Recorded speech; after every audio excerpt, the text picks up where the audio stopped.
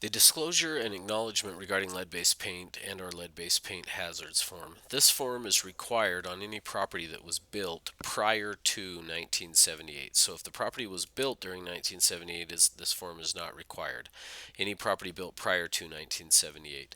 Now the way the law states this is that prior to a buyer making an offer, the seller needs to disclose anything about lead-based paint.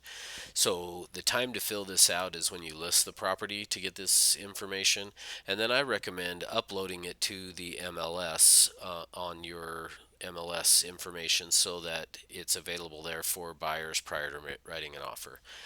So the disclosure and acknowledgement form is regarding the property located at, and you're going to type in on this blank line right here the address of the property. So you'll put in the address of the property there. There's a lead warning statement here that is for every purchaser of the property.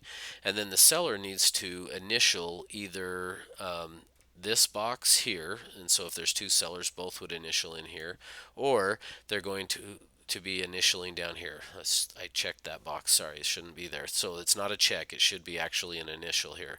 So the sellers are going to initial that they either know of lead-based paint or lead-based paint's hazards on the property, or that they have no knowledge of lead-based paint or lead-based paint hazards in the property. So it's one or the other. They either know or they don't know. Then, once they've initialed that, they're going to initial that they have provided the buyer with available records and reports pertaining to that, or they have no records or reports pertaining to that.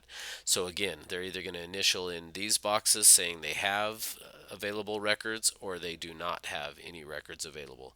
So whatever the case may be on that, if they have no knowledge and no reports, they're just going to initial that they have no knowledge here and no reports pertaining to lead-based paint there. Then the buyer will need to initial down here that they've received copies of any of the information in 2A or 2B. So again, if the seller had the information up here, the buyer's going to initial they've received copies. The buyer also has to initial that they've received a pamphlet, Protect Your Family from Lead in Your Home. So you need to provide them with this pamphlet, which you can access off of the company's forms section to give to the buyer. Or you could also even just Google it and find a PDF version of it and email that to them. So they need to initial that they've received that. They also need to initial that they've read the lead warning up here in section 1 again. So they need to initial that they've read that. And then also at this point, they're going to initial that they're going to take a 10-day opportunity to check for lead-based paint, or they're going to initial this box saying they're waiving the opportunity. So if they are going to test for lead-based paint, the buyers would need to initial up here. If they're not, they're initialing down here. Now you'll notice in the bold here that if the buyer has initialed the Rep C to include the lead-based paint, they will also then need to include the lead-based paint addendum, which is a separate form. So you only will use that lead-based paint addendum if they are going to be testing for lead-based paint. So let me point out real quick again, this is the disclosure and acknowledgement form. The disclosure and acknowledgement is required every property built prior to 78. The lead-based paint addendum here is only used if they are going to be testing for lead-based paint. And then, as we said, this initialing down here is where they would say they're going to waive their opportunity to test. And then the agent's acknowledgement here.